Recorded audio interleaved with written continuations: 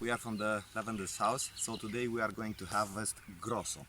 So before we are going to harvest the Grosso lavender, I want to talk to you about different things that we did in last autumn and how it's going to look the plant. So this one is already harvested, but I wanted to show you like this. So now we are making video clips in English because a lot of people ask me, can you do some stuff like this in English, because we don't understand. We live in Romania, zone 6B. So this is like minus 20 Celsius degrees. So Grosso is pretty good over here. So what I wanted to show you is the difference between the Grosso that we harvested and then pruned in the autumn and the Grosso that we didn't. So this is a Grosso, look at it. The spikes are straight. They are not flat down to the earth, and they are straight. And this Grosso, they are the same age. This Grosso, look at it. We harvested last summer, but then we just let it like that. We didn't prune it in the autumn. So we are going to prune it now. But you can see the difference. The difference is that the spikes are lower, almost flat, and if rain comes, they will drop down.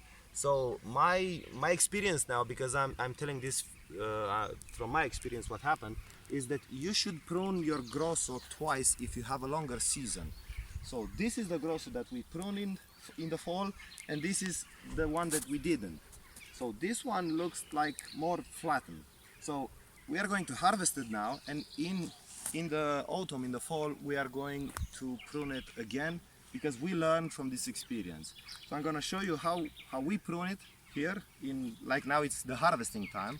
So we are going to show you how this plant is going to look in the summer after we prune it.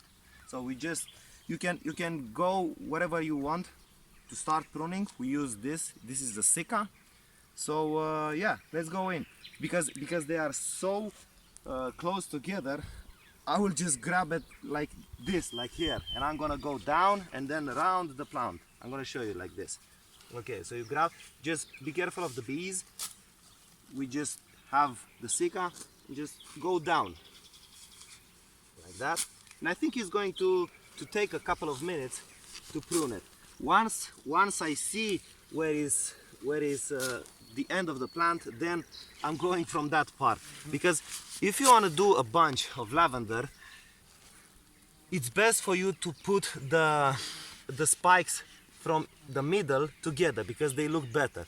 But if you have the spikes over here, they are curved and they don't look so good. So like this, we use the Grosso type of lavender. Grosso is an intermedia. I did the photo last year with Grosso. It's an intermedia, so it's a cross between latifolia and angustifolia. Everything we have here, almost everything, is angustifolia. We don't have a latifolia, so it's a mix. And we use this specifically on dried sachets and bouquets. The problem is we use this for sachets because they are the smell is extraordinary. So it's a strong scent. The Grosso have the strongest scent of all the lavenders we have. But the problem is, a lot of people are asking us, you know, the sachets, lavender is well known for relaxing and aromatherapy. Well, not the Grosso. If you use Grosso for sachets, the effect is not of calming. I've read a lot of studies about this, and I know what I'm growing, because I like to make my interest first.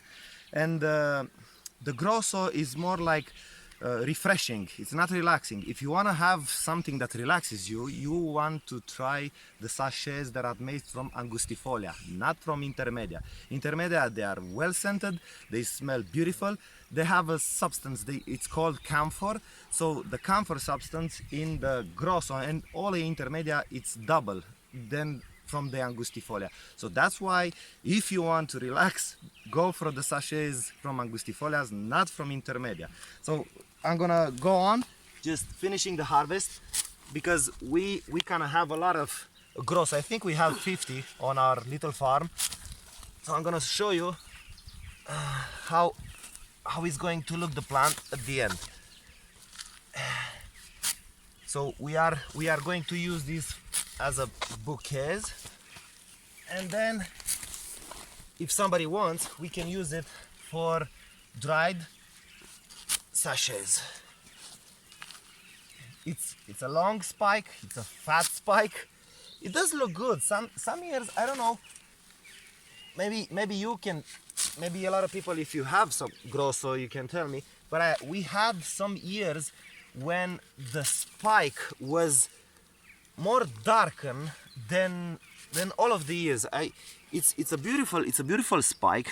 It's dark, but it's not the dark of a hidcote or a blueschent or an angustifolia. But it's beautiful, but it's not that dark. But we had it one year. It was so dark, I couldn't believe it. I said, maybe the pH of the soil does affect the color of the plant. But we have the same pH here. We didn't amend it with anything, and we didn't give it fertilizer or stuff like that. So now it's almost done, and this is how your Grosso should look in the middle of the summer, like this. A lot of people, well, they are growing. There are growers of lavender. They will tell you, well, this is too high. Well, of course it's too high, but this will not stay like this. This in the fall, well, here we have our first frost date, like probably in December. We are in the west part of the Romania, so it doesn't freeze so quickly. So in December is the first time when it freezes in Romania. So I think we are going to give it a shape, a prune, a light prune for winter in October, and yeah, just keep it like that. If you do this, the plant will live longer, and will have this perfect round shape. So this is year 5. So I saw a lot of lavender plants, Grosso plants, that are big and huge, and they are all woody inside. And then I realized that, yeah, because they don't prune it.